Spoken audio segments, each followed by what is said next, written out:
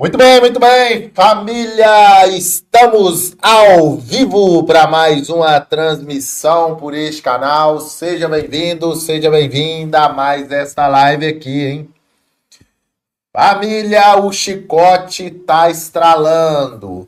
Bloqueio de bens, visto americano, Marco Rubio vem a público e solta uma verdadeira dinamite que deixa não só os 11 desesperados, obviamente o capitão dos 11 e também o Barbudo. O Barbudo está, família, trancando.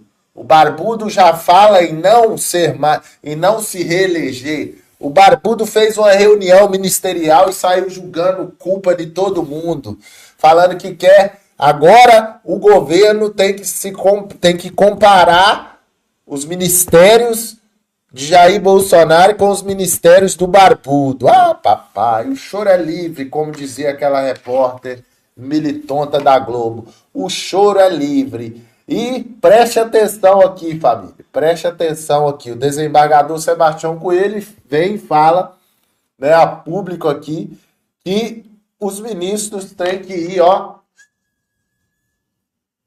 para trás das grades. Meu Deus do céu. O Brasil tá pegando fogo, família. A situação tá apertando. Para quem falou que não ia dar nada, né? Cadê? Um abraço aí a galera que tá chegando aí, Francisco, João Carlos, todo mundo que tá chegando aí, sejam todos bem-vindos. Já vai deixando aquele like aí. Compartilha essa live, porque a águia já pousou no seu ninho, né, filhinha? A dona Águia veio para detonar. A dona Águia chegou botando para arrepiar. Ah, papai, o choro é livre, bebezão. A dona Águia já chegou, ela já pousou, família. A dona Águia já está dentro do ninho, chicotão de aço estralando. Vamos trazer informações aqui do Marco Rubio. Já a fala do Marco Rubio, você vai entender tudo aí, que visto é esse, que bens bloqueados, o que está acontecendo, vai acabar a patifaria, a palhaçada no Brasil. Vamos ouvir aqui rapidinho o nosso querido e amado desembargador Sebastião Coelho na tela, falando agora. Olá pessoal, boa noite, um feliz sábado para todos. Eu quero encerrar com vocês, da minha parte, esse capítulo da viagem do presidente Bolsonaro. E começo dizendo que o ministro Alexandre de Moraes mentiu na decisão que indeferiu a devolução do passaporte de Bolsonaro. A mentira é uma coisa que não é aceitável em nenhum lugar. Mas a mentira de um juiz é abominável. Aliás, o Estatuto da Magistratura diz em seu artigo 35 que é dever do juiz manter conduta irrepreensível na vida pública e privada. Um juiz que mente não está tendo uma conduta irrepreensível. Pois bem, quando o ministro justificou o indeferimento da devolução do passaporte, ele cita o caso do Felipe Martins. E eu sou advogado do Felipe Martins, um dos advogados. Como é que uma decisão ela é estruturada? Você tem um relatório e depois de decido, a partir do momento que o juiz diz decido, tudo que ele escrever e assinar é o que ele pensa sobre a verdade dos fatos. E Alexandre de Moraes, nessa sua saga insana de perseguir o Bolsonaro, ele afirma na decisão que Felipe Martins fugiu do país. Ora, já foi comprovado que essa afirmação da Polícia Federal de que Felipe Martins fugiu do Brasil é mentirosa. E nós provamos isso. Tanto provamos que Alexandre de Moraes revogou a prisão preventiva de Felipe Martins. Como é que ele tem coragem de agora, para interferir o pedido do Bolsonaro, fazer uma afirmação dessa? A decisão de indeferimento foi do dia 16. Como o Bolsonaro entrou com recurso, eu aguardei para ver se na reavaliação do recurso ele retiraria essa mentira da da sua decisão, mas ele não retirou. Então, quem lê, quem não conhece o processo, ou alguém de fora do país que faz uma leitura dessa, vai dizer não. O Alexandre de Moraes tinha razão, porque se o Felipe Martins, que era assessor do Bolsonaro, fugiu, o Bolsonaro também fugiu. Gente, isso é uma mentira absoluta. Como é que um ministro, um juiz, tem coragem de fazer uma afirmação mentirosa em uma decisão? E não é um juiz qualquer, é um juiz do Supremo Tribunal Federal. Juiz por enquanto, porque eu creio sinceramente que esse senhor perderá o cargo até por uma questão de justiça.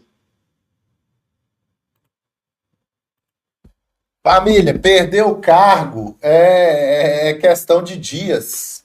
É questão de dias. A perca do cargo será questão de dias. A gente vai comentar sobre isso aqui, ó. Novo secretário de Estado dos Estados Unidos da América é anti-Lula e anti-Moraes. Marco Rubio foi aprovado por unanimidade no Senado americano. Já já você vai ver a entrevista sucinta, a entrevista ímpar que ele deu aqui. Aqui não, né? Lá nos Estados Unidos da América, e você vai entender que realmente as coisas estão sendo ajustadas. As coisas serão passadas a limpo. Não adianta o pessoal da lacrosfera ficar falando que porque esse símbolo que ele fez aí, querendo acusar agora o Elon Musk de ter feito algum símbolo lá, né? Aquele símbolo do bigodinho, né? Que a gente não pode nem falar aqui que é perigoso.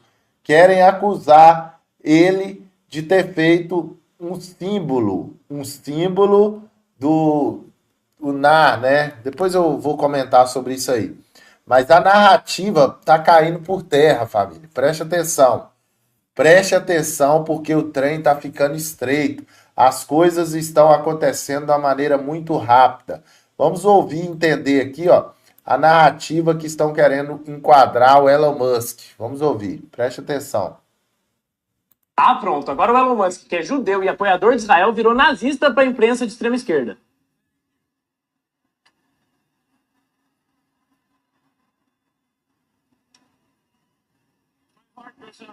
E no fim o que ele disse foi apenas: meu coração está com vocês. E ele fez o gesto de entregar o coração ao povo americano. Mas é óbvio que a imprensa histérica vai distorcer qualquer gesto que um direitista faça. Se eu levantar a mão para pedir um táxi, vão falar que é saudação fascista. Mas olha só, ninguém falou nada da Kamala quando ela fez o mesmo gesto.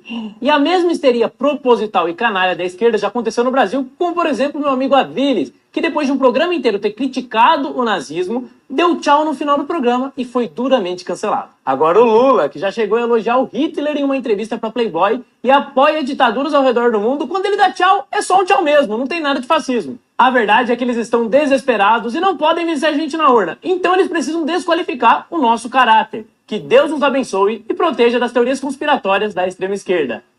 Tchau. Pronto. Agora...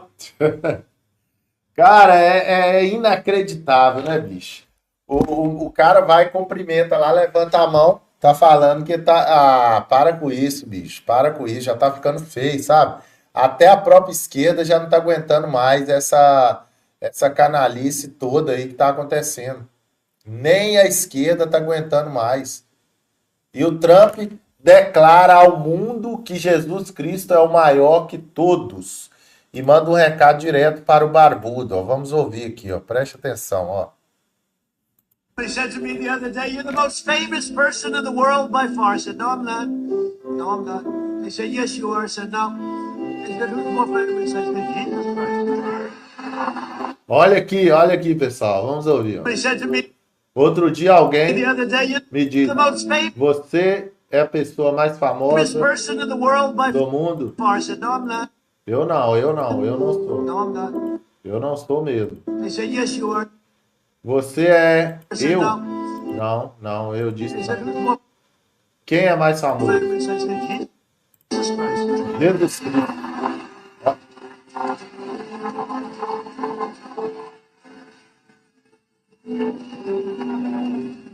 I'm not taking any chances. I'm not Nem discuto sobre going to have an argument. Hey, I'm not having any arguments. Jesus Jesus Christ. I'm not going to take any chances. I'll give it, I guarantee. And let me look up and I'll say, and it's not even close.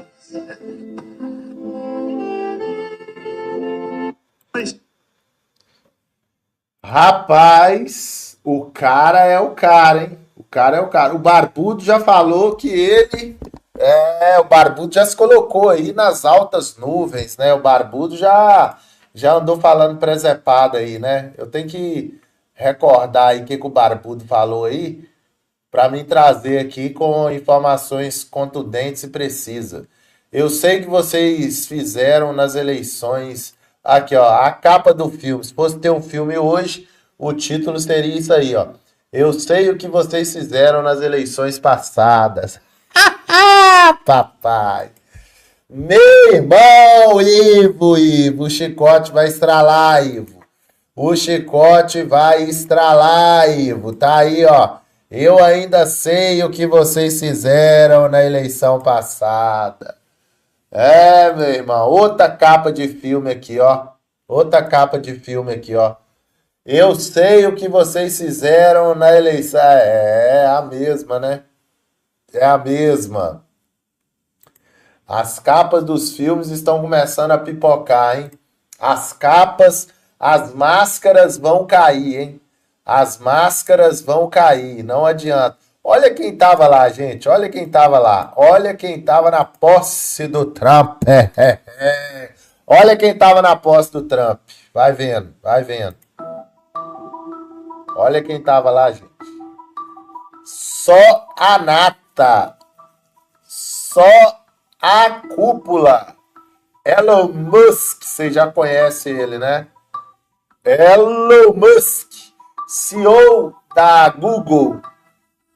Sundar Pichai, Pitcoin, CEO do app, Mark Zuckerberg, CEO do Meta, meu irmão, CEO do TikTok, ai, o chicote de fogo vai estralar. Hello, Tunin, CEO, cantor de não sei o que lá da EI, até tanta gente, meu Deus. Que aquilo? O Xandão tava lá. Não, não é ele, não. É o Jake da Amazon, executivo da Amazon. Achei que era ele. Achei que ele tinha ido. Não é ele, não, gente. Não é ele, hein? O povo achou que era ele, né, não? Ó, agora é ele. Não, não é ele também, não. Você acha que é ele? É o careca? É o avião? Não. É o CEO da outra empresa, que eu não sei o nome. Meu Deus do céu. Só Big Tech topzera. Ó. Meu Deus do céu, Xandex tá doidex. Olha lá, não sei mais o que o nome ali, CEO de alguma empresa também. É o CEO da Google. Chicote de aço vai estralar, meu irmão. Se prepare, porque o chicote de aço vai estralar no lombo desse povo. Não vai demorar. Não vai demorar, gente. Não vai demorar, não. O trem tá ficando estreito. A situação está ficando degradante. Espera que isso aqui, família, já está escrito nas estrelas, ó. Isso aqui já está escrito nas estrelas. Que esse barbudo vai cair da cadeira, mas vai cair, vai rolar e vai... Nós vamos ouvir já o Marco Rubio falar. Marco Rubio que acaba de soltar uma verdadeira dinamite aí sobre o futuro dos ministros. Vamos ouvir aqui, ó. Lula não garante ser candidato em 2026. Para que disputar e tomar uma surra? Olha isso aqui, vamos ouvir. Aguce seus ouvidos, hein? Aguce os seus ouvidos, vamos ouvir. O presidente Lula disse a ministros que pode não ser candidato à reeleição em 2026. Uma declaração dada também na reunião ministerial de ontem e que surpreendeu muitos ministros. Esta é a primeira vez que Lula admite esse risco de não se candidatar na próxima eleição, assim, palavra por palavra. Segundo relatos, o presidente disse que essa decisão dependerá da vontade de Deus. Ao cogitar a possibilidade, o presidente mencionou recentes episódios que o colocaram em risco. Também citou como exemplo a recente cirurgia na cabeça que fez depois de uma queda no banheiro. Ele relatou que havia risco de morte à época caso não tivesse passado pelo procedimento cirúrgico em São Paulo. Aos ministros, Lula voltou a pedir empenho para que o governo ganhe as eleições em 2026, independentemente dele ser o candidato. O presidente Lula disse a Rapaz, o homem tá com medo, gente. Tá escancarado o medo, tá batendo, ó. O medo bateu a porta do barbudo, família. Ele não vai se candidatar à eleição porque vai perder.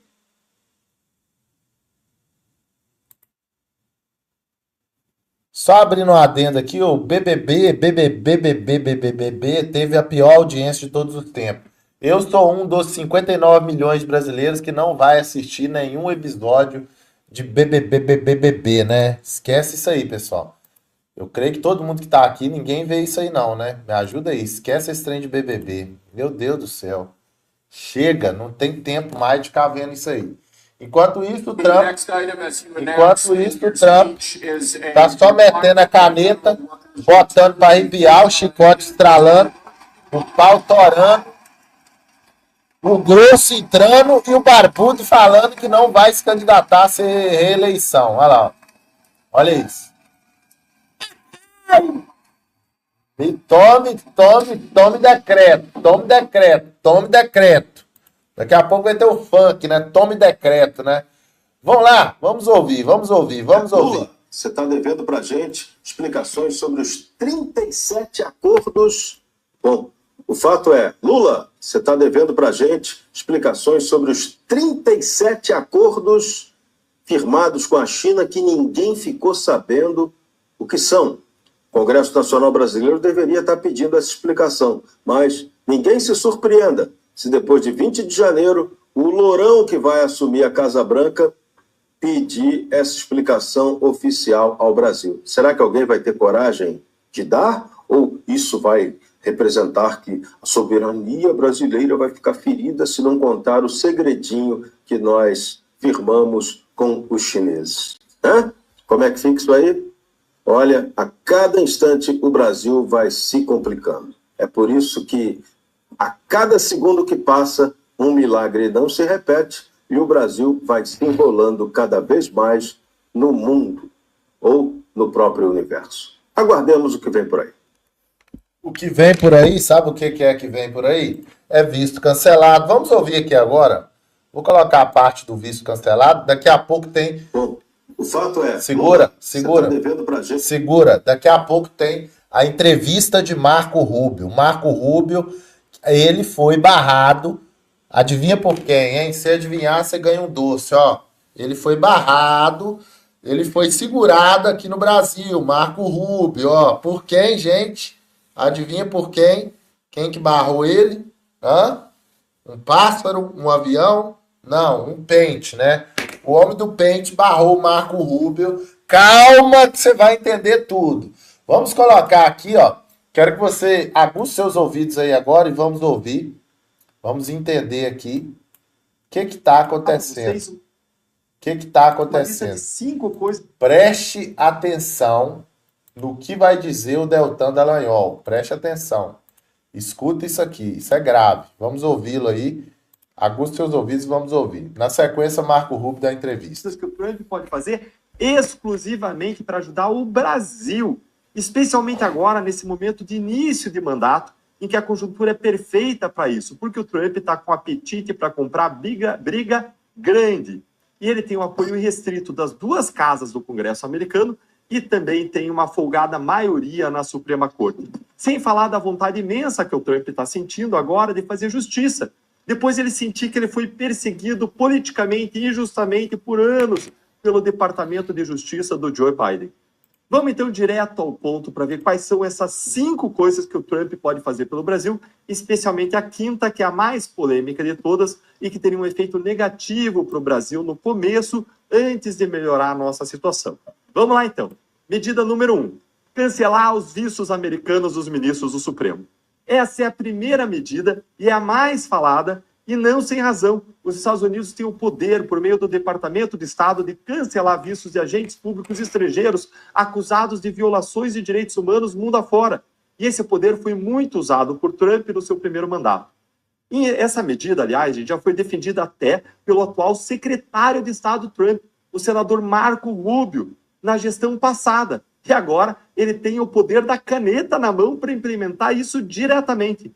A cassação dos vistos dos ministros do STF seria algo extremamente simbólico e poderoso. Não só por retirar deles algo que eles valorizam muito, mas também porque imporia um constrangimento gigantesco ao Brasil e ao STF, já que os ministros ficariam marcados como violadores de direitos humanos pela maior democracia do mundo. Seria uma crise de imagem internacional absurda para o Supremo. Vamos para a medida número 2. Bloquear bens dos ministros do Supremo no exterior. Essa medida é a segunda, porque ela anda de mãos dadas com a primeira. No passado, Trump assinou ordens executivas não só para cancelar vistos americanos e agentes públicos estrangeiros que violavam os direitos humanos, como ele também sancionou essas pessoas a terem seu patrimônio bloqueado nos bancos americanos ou então nos bancos que fazem negócio nos Estados Unidos. Essa também é uma sanção bastante pesada e que causa bastante constrangimento e dor de cabeça, porque não só a pessoa tem o seu patrimônio bloqueado, mas o sistema financeiro mundial inteiro corta qualquer tipo de relação com a pessoa, porque nenhum grande banco desses quer ter problema lá com os Estados Unidos. Tá gostando aí das medidas? Se você tá gostando, vai curtindo o vídeo e vamos para a medida número 3. Pressionar o sistema interamericano e tomar medidas contra o Brasil. Os Estados Unidos são os principais responsáveis por financiar o sistema interamericano de direitos humanos, que é formado pela Comissão Interamericana de Direitos Humanos e pela Corte Interamericana de Direitos Humanos.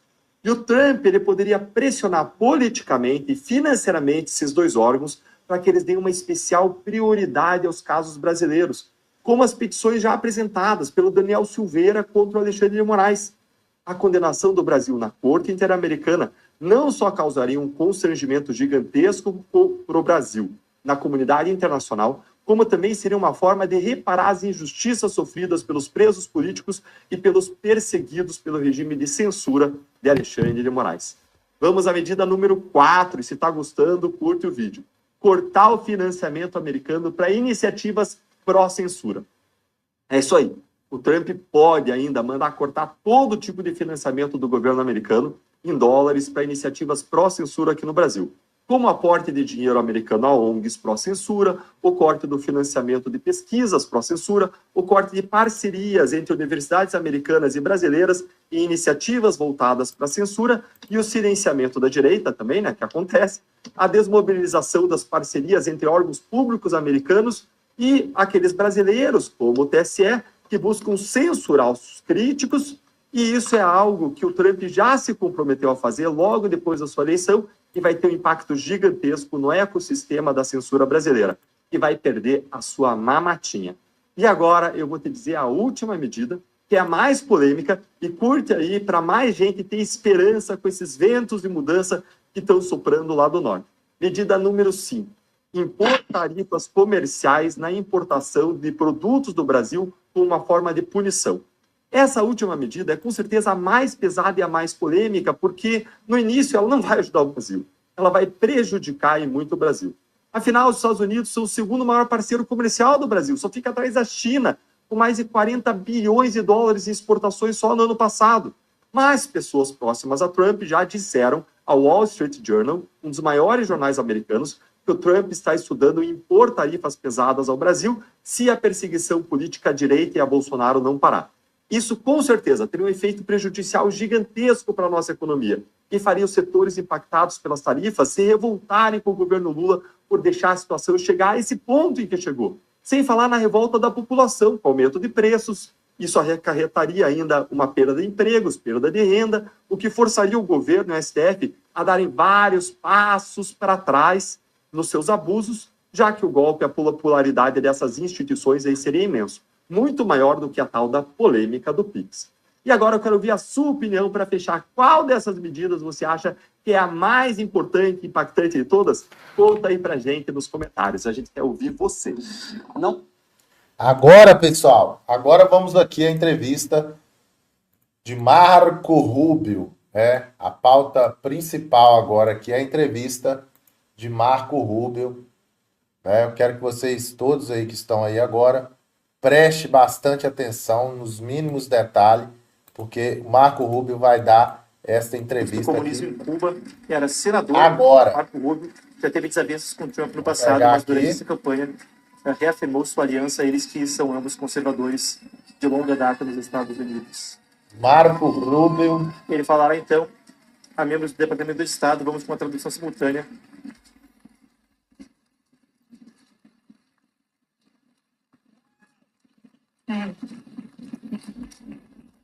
Mr. Secretary, Senhor secretário, bem-vindo ao departamento. E aplaudido ao se dizer isso.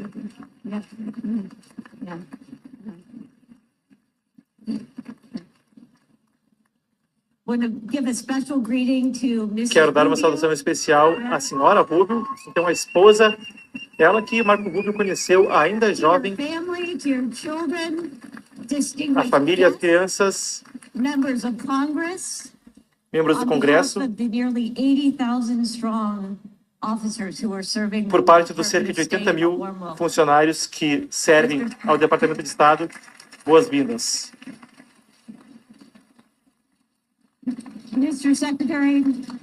Senhor secretário, a sua carreira exemplifica uma vida de serviço público, advogando por interesses-chave dos Estados Unidos por todo o globo. Nesses momentos desafiadores, nós precisamos de liderança forte e cheia de princípios. E é por isso que nós estamos tão felizes em ter o senhor com a sua experiência, a sua dedicação e a sua energia para nos liderar. Muito obrigada.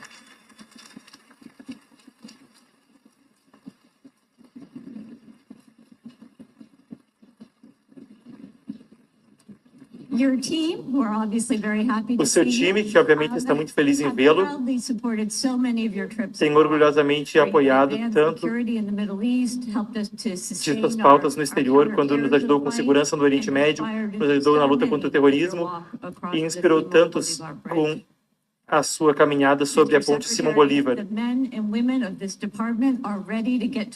Os homens e mulheres desse departamento estão prontos para trabalhar nesse departamento com o senhor, avançar a agenda do presidente Trump e assim bem lhe receba ao Departamento de Estado.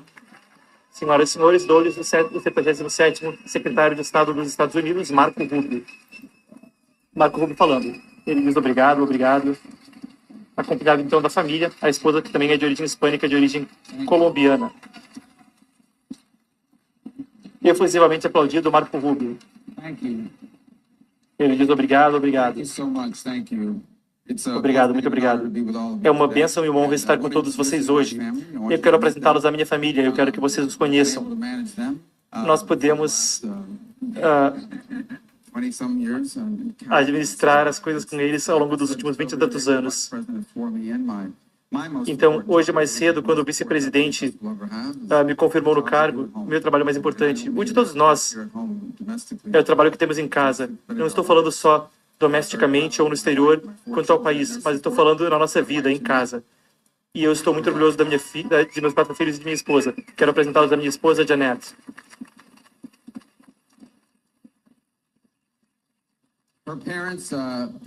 Os pais dela emigraram aqui da Colômbia. Alguém por aqui é da Colômbia? Alguém cobrindo a Colômbia? Algum funcionário da Colômbia? E a minha filha mais velha, Amanda. Venha cá, Amanda. Ela se esconderia atrás dos irmãos. Então veio a Daniela.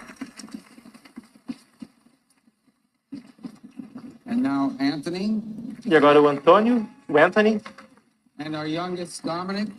E o nosso mais jovem, o Dominique.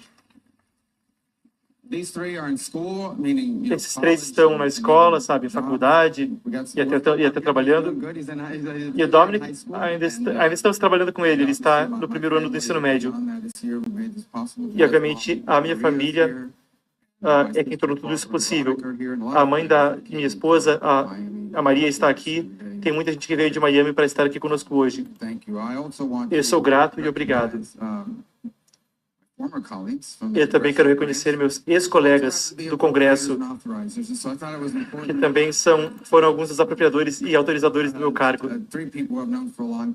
3 pessoas que conheço há um longo tempo e que, por coincidência, a Flórida é muito bem representada nas comissões de aprovações da Câmara. Primeiro, Mark Deans. Absolutamente ao vivo, você acompanha Marco Rubio em seu primeiro pronunciamento nesse instante. Nós servimos juntos na legislatura da Flórida e até mesmo estivemos perto um do outro no plenário. E agora estamos aqui. 2 cubano-americanos. Dizem que tem um terceiro. Dizemos que é conspiração, ele brinca.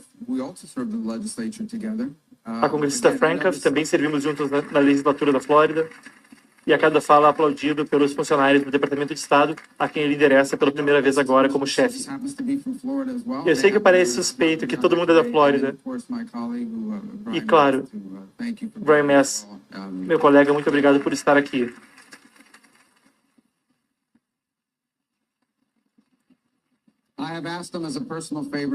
Eu pedi a eles como um favor pessoal para que sejam gentis com todos vocês que foram enviados a depor perante o Congresso e que possam ser gentis conosco quando fizerem algumas dessas leis que tratam de nosso trabalho. Nós somos muito gratos de nossa parceria porque será criticamente importante. E eu quero agradecer ao presidente Trump por me nomear. É uma honra extraordinária e um privilégio servir nesse papel.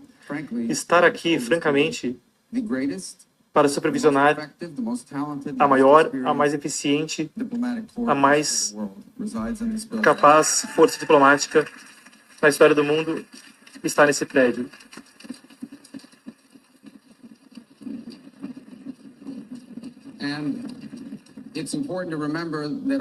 E é importante lembrar que, obviamente, servem aos interesses nacionais e à política externa, mas também servem aos americanos. Como membros do Senado, frequentemente recebíamos chamadas de pânico, às vezes, sobre passaportes. Quando as pessoas esqueciam que o passaporte expirou e tem um cruzeiro no sábado e são 5 da tarde de sexta. Vocês estão gargalhando, mas acontece, não acontece? E nós também servimos aos americanos que muitas vezes estão no exterior, que perdem o passaporte ou que coisas piores acontecem. Quando alguma coisa trágica acontece e as suas famílias são impactadas. Então é uma tarefa importante e é uma que eu sei que é crítica para a nossa missão. Além disso, esse é o rosto dos Estados Unidos. Se pensarem nisso para muita gente de todo o planeta, a sua única interação com a América, muitos não vão vir para cá. A única interação que eles têm com a América, muitas vezes, sejam líderes ou cidadãos comuns, são os homens e mulheres que nos servem no exterior e que fazem isso com tremenda integridade e dedicação. E são literalmente o rosto do nosso país, seja pela assistência que providenciamos ou por nossos serviços. Eu quero perguntar, as pessoas estão vendo isso? Isso está sendo ao vivo? Bom, eu quero dizer às pessoas que estão em nossas missões por todo o mundo, que estão ouvindo isso, os funcionários do exterior, quero agradecê-los. Eu acho que como essa organização, eu acho que eles querem, que eu quero que eles saibam no exterior que está bem frio aqui, espero que esteja mais quente por aí. Eu quero dizer a vocês que quero agradecer a todos que estão servindo em Além-Mar e no exterior, alguns em lugares que são fortes e estáveis, e alguns em lugares mais firmes e perigosos. E eu também quero fazer algo especial, eu quero agradecer às pessoas contratadas pelo Departamento de Estado, que são nativos dos países aonde estão trabalhando. Quero agradecer a essas pessoas também.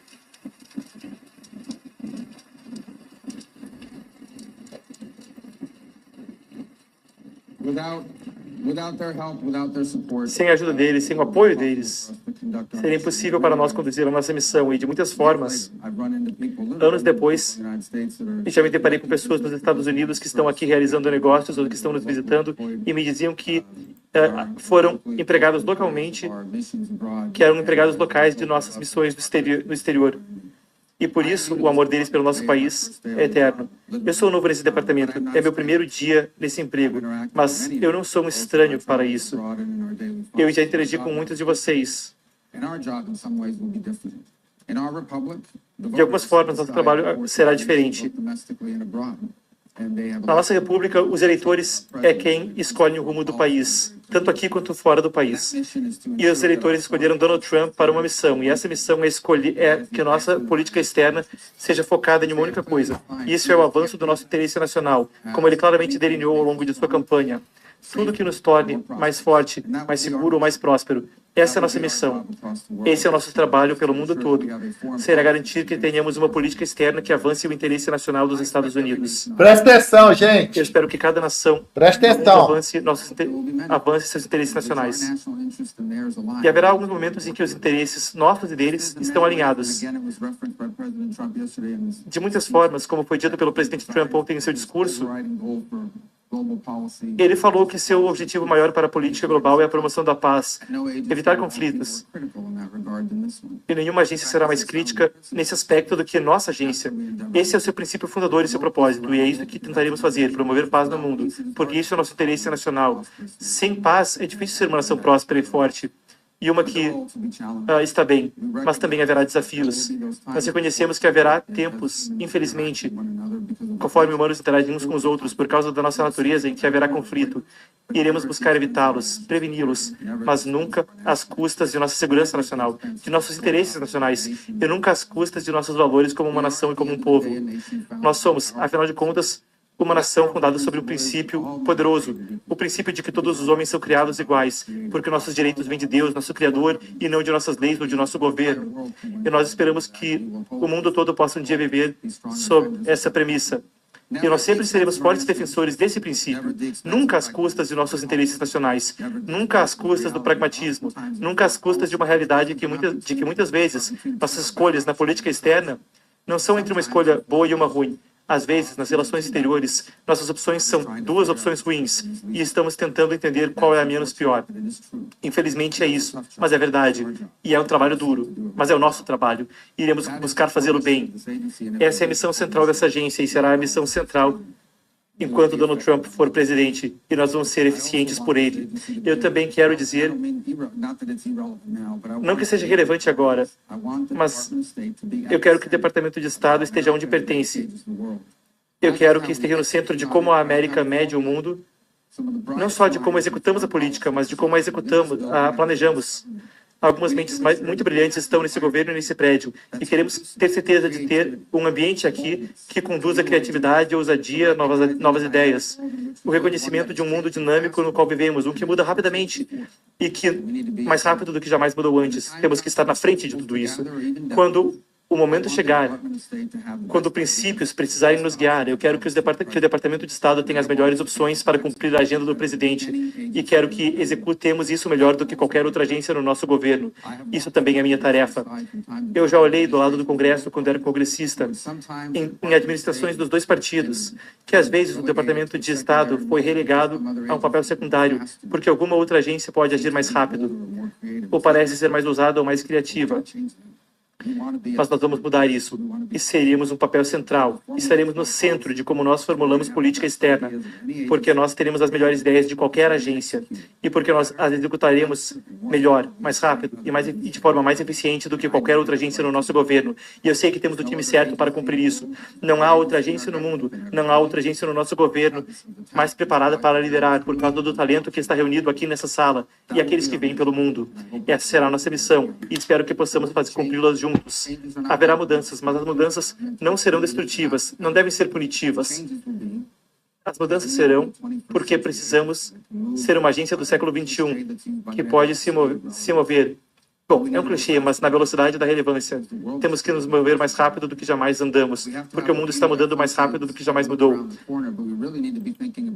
Temos que estar pensando a respeito de onde estaremos em 5, 6, 7 ou 15 anos. Alguns dos problemas que confrontam a humanidade hoje não têm precedente. Não têm um precedente histórico, são desafios históricos. Alguns dos desafios que enfrentamos não têm precedente. Podemos comparar com outra era, com outro tempo, mas não é a mesma coisa. As coisas estão andando mais rápido do que antes. Pense em como o mundo mudou nos últimos 5 anos. Pense em quanto mudará nos próximos 25. E a minha esperança mais sincera, a minha oração é de que possamos, como uma nação, ser capazes de dar às gerações futuras um país e um planeta mais seguro, melhor do que foi deixado para nós. E vocês serão grande parte em conquistar isso. É uma honra ser capaz de liderar essa agência. Espero que possa fazer isso com distinção, com integridade, trabalhando mais duro do que qualquer um jamais trabalhou nesse papel. E não vai ser fácil, porque muita gente que trabalha duro veio antes de mim. Mas sei que estamos à altura do desafio. E estou honrado de estar nesse trabalho. Desde o primeiro dia estou aqui. Eu fui estabelecido às 9h15 da manhã.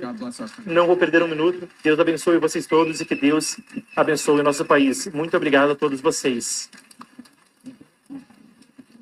Ouvimos então Marco Rubio agora à frente das relações exteriores dos Estados Unidos fazer seu primeiro pronunciamento e foi para os funcionários do Departamento de Estado, uma agência que abrange 80 mil pessoas nos Estados Unidos e no exterior. A gente aguarda para ver se haverá mais falas dele, ele que agora desce as escadas no prédio do Departamento de Estado. Ele que tem um papel de muita relevância, como eu dizia, os pais dele sobreviveram ao comunismo em Cuba e ele nasceu na Flórida. A esposa tem pais nascidos na Colômbia e ele conheceu ela também na Flórida. Vamos ver se você vai falar mais. Aí, quando ainda eram jovens, os dois, crianças. Vimos os 4 filhos. Então, e lembrando, Marco Rubio é um dos parlamentares a ter se manifestado, eu trago para vocês os detalhes conforme acompanhamos as imagens, é um dos parlamentares americanos a ter já se manifestado tanto a respeito de Lula da Silva, nosso presidente, quanto a respeito do juiz da Suprema Corte, Alexandre de Moraes. Conforme a gente acompanha as imagens, eu consulto as minhas notas e trago para vocês mais detalhes a respeito dele. Muito bem, as imagens agora a gente vê a panorâmica conforme ele sai e eu acompanho com vocês, então, detalhes da nossa apuração a respeito de Marco Rubio. Ele falava de quando trabalhava no Congresso, ele foi um senador com 3 mandatos, ele é um forte defensor da Ucrânia no conflito com a Rússia e, claro, existe uma dualidade no Departamento de Estado que ele bem representou no seu discurso.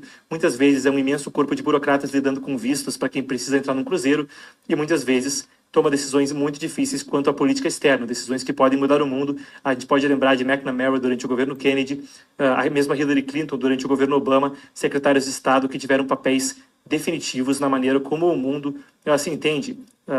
John Foster Dulles durante o governo Eisenhower, muitas vezes colaborando em decisões como devemos ou não nos defender, devemos ou não atacar, devemos ou não impor sanções. O Departamento de Estado participa de tudo isso e Marco Rubio já disse que pela eficiência ele quer dar um exemplo. A gente passa pela vida pessoal e pelo posicionamento dele. Como vocês viram, ele é casado e tem 4 filhos e se a gente transmitia hoje pela manhã um serviço ecumênico na Catedral Nacional, Marco Rubio também tem uma forte crença. Ele, assim como J.D. Vance, é católico. Católico, filho de imigrantes cubanos, então, claro, a América Latina. Ele é o primeiro secretário de Estado aí com a ser hispânico, a ser latino. E, claro, a América Latina tem uma herança cristã muito forte. No Senado, ele foi presidente do Comitê de Pequenos Negócios e, no seu último mandato, recentemente, foi vice-presidente do Comitê Seleto de Inteligência, onde supervisionou a comunidade de inteligência do governo dos Estados Unidos e também foi membro sênior do Comitê de Relações Exteriores. Tem um entendimento muito bom a respeito da situação global em termos, aí não tomando posição contra ou a favor o trabalho dele, ou republicanos ou democratas, mas é alguém da nossa parte, mas noticiando, alguém que tem uma compreensão muito completa a respeito dos eventos mundiais, porque fiscalizava esse papel executado pelo governo anterior enquanto membro do Senado. A gente tem alguns destaques, então, das interações dele, tanto com o Brasil quanto com a China. A gente começa com Rubio e o Brasil. Rubio chamou anteriormente o presidente brasileiro de um líder da extrema esquerda. Em maio de 2023, em postagem no X, claro, naquela época, era um momento de muita tensão entre Estados Unidos e Brasil, quando o Macrame e Odena, duas belonaves, 2 navios militares que já haviam recebido sanções dos Estados Unidos por apoio ao terrorismo, atracaram no Rio de Janeiro. Segundo o jornal brasileiro O Estadão, o Estado de São Paulo, houve mesmo uma festa dentro de um dos navios com presença de autoridades brasileiras para celebrar 120 anos das relações bilaterais. Claro, a República Islâmica do Irã foi estabelecida em 79 após um golpe de Estado. Os 120 anos das relações eram desde o estabelecimento lá atrás dos laços do Brasil com a Pérsia.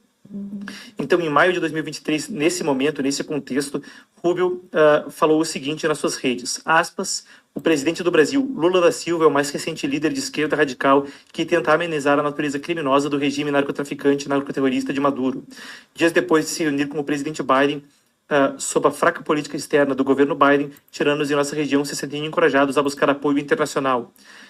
Em um artigo no Epoch Times mesmo, na nossa matriz americana, o Epoch Times, nós somos a filial brasileira de um veículo sediado nos Estados Unidos, Rubio falou o seguinte, parece paradoxal, mas o presidente Lula da Silva do Brasil está buscando laços mais estreitos tanto com os Estados Unidos quanto com a China comunista. Por enquanto, isso significa que ele vai aproveitar o que puder de ambos, os Estados Unidos e o Partido Comunista Chinês, desde que beneficie a sua agenda. O presidente Biden deve adotar uma postura firme com o novo presidente do Brasil, cobrando Lula por sua amizade com o Partido Comunista Chinês, assim como com outras ditaduras sanguinárias como as de Cuba, Nicarágua e Venezuela. Essas foram então as palavras de Marco Rubio, ainda no ano de 2023, sobre o presidente brasileiro, ele que assume agora as relações exteriores dos Estados Unidos. A gente tem mais algumas informações agora sobre comentários quanto a outra autoridade brasileira, a apuração do Epoch Times quanto ao ministro da Suprema Corte, Alexandre de Moraes, sobre o qual Marco Rubio também se manifestou quando então do banimento da rede social X e daquele trâmite que colocou frente a frente a política brasileira e a política americana. Ele foi um dos parlamentares a se manifestar, e vale lembrar que outra parlamentar também da Flórida, também de descendência cubana, essa não no Senado, mas na Câmara, a Maria Elvira Salazar, aquela mesma que levantou uma imagem do ministro Alexandre de Moraes durante uma audiência que envolvia brasileiros no Congresso dos Estados Unidos. Ela chegou a falar que deveria haver pressão do Congresso para revogação mesmo do visto de Alexandre de Moraes. Agora, Marco Rubio, não sabemos como ele vai se posicionar, mas uma informação para que o público possa ponderar por si próprio. Marco Rubio agora está à frente da agência que precisamente cuida de vistos, o Departamento de Estado dos Estados Unidos, equivalente no país ao Ministério das Relações Exteriores. Vamos então ao que o Rubio falou anteriormente sobre Moraes. Em 4 de setembro, dia 24, Rubio divulgou um comunicado nas suas redes sociais. Aspas para Marco Rubio, então, há alguns meses atrás. Há algum tempo ouço falar da campanha de censura governamental em andamento no Brasil. A recente decisão de proibir o X é a mais recente manobra do juiz Alexandre de Moraes para minar as liberdades básicas para o bem das liberdades básicas e de nosso relacionamento bilateral. O Brasil deve retificar essa medida autoritária. O banimento do X no Brasil, sob a administração Lula, levanta sérias preocupações sobre a liberdade de expressão e o alcance do judiciário. Então tem esse comentário. A gente falava antes dos comentários de Rubio quanto aos Estados Unidos e o Partido Comunista Chinês, e a gente tem um destaque quanto a isso, mas antes eu compartilho com vocês. Temos então o tweet que foi publicado agora há pouco, temos a publicação na rede social X. Se tivermos, peço que a produção coloque na tela. Mark Rutte, secretário-geral da OTAN, se manifestou. Ele fala aí então, o tweet de hoje mais cedo, conforme então Marco Rubio era confirmado, já foi confirmado pelo Congresso, conforme então era empossado o secretário de Estado pelo vice-presidente J.D. Vance. Eu leio com vocês o que disse o secretário-geral da OTAN, Mark Rutte, hoje mais cedo. Congratulações sinceras ao @Marco Rubio por ser confirmado como secretário de Estado. Conforme enfrentamos desafios globais sem precedentes, é essencial que trabalhemos juntos. Desafios compartilhados significam responsabilidades compartilhadas. Os Estados Unidos podem contar com seus aliados na OTAN para que se ergam e façam mais. E, claro, fazer mais nesse sentido vale a pena a gente resgatar a postura que Trump tem tido quanto à OTAN. Antes mesmo de ser eleito, ele disse que encorajaria Vladimir Putin a fazer que diabos quisesse com os países da Europa, caso eles não pagassem, nas palavras de Trump, o que deviam à OTAN. Trump não se referia às custas burocráticas de manter a OTAN, mas ao investimento em defesa como parcela do PIB desses países. Apenas Estados Unidos, Polônia e poucos outros investiam mais que 3% de sua riqueza, de sua produção, de seu produto interno bruto em defesa. Trump dizia que todos deveriam estar acima da meta de 3%, uma recomendação que a OTAN também recentemente subiu. Antes a meta era 2% do PIB e muitos países não cumpriam. A perspectiva de Trump é de que os Estados Unidos tinham uma responsabilidade desproporcional de proteger uma série de países que não estavam também gerando benefício mútuo nessa aliança. Então, fazer mais pode ser uma sinalização. Claro, aí é aberta a interpretação de cada um, não estou imputando esse significado, que é uma conotação, não uma denotação que vem dessa publicação, mas fica o contexto para o público. Se a gente falava do Partido Comunista Chinês, vale a pena destacar que, numa alteração recente da OTAN, o seu conceito estratégico, que é o documento que norteia suas prioridades, recentemente a China foi inclusa no documento. China que passa, então, a reconfigurar o cenário geopolítico mundial. A OTAN, claro, foi feita como um fator dissuasório na Guerra Fria. Para evitar um conflito global, então, os Estados Unidos tornava-se o fiador da segurança da Europa Ocidental quando da fundação da OTAN em 49. Agora, uma situação diferente se configura conforme a Europa se junta aos Estados Unidos, colocando a China como uma prioridade de longo prazo no conceito estratégico da OTAN. A gente fala de Marco Rubio, a gente falou de Partido Comunista Chinês. Vamos lá, então. Vale a pena destacar que Marco Rubio é um dos parlamentares que tem um histórico longo também de, então, posicionamento quanto ao Partido Comunista Chinês. É um dos parlamentares que tem, principalmente, avançado essa agenda legislativa quanto ao opor o Partido Comunista Chinês nos Estados Unidos, por uma série de frentes, sejam elas questão de sanções, questão de economia ou questão de estratégia de comunicação e direitos humanos. A imagem que vocês veem ao meu lado, eu acompanho com vocês, peço perdão, vou colocar meus óculos para acompanhar aqui a nota, mas então isso é o Falun Gong por parte. Segunda parte, parte 2. Cadê a parte 2? Vem comigo na matéria, porque o chicote tá estralando, o bambu tá gemendo, o pau tá torando, hein? Bruxa voando sem vassoura, bambu gemendo e treta pra lá e pra cá. E o trem tá ficando feio. Cada dia mais feio do que tá. Vamos lá. Só comentando aí, né? Vamos lá. Comentarista agora. Vamos lá, pessoal. Tá aí, ó. Trump assina agora.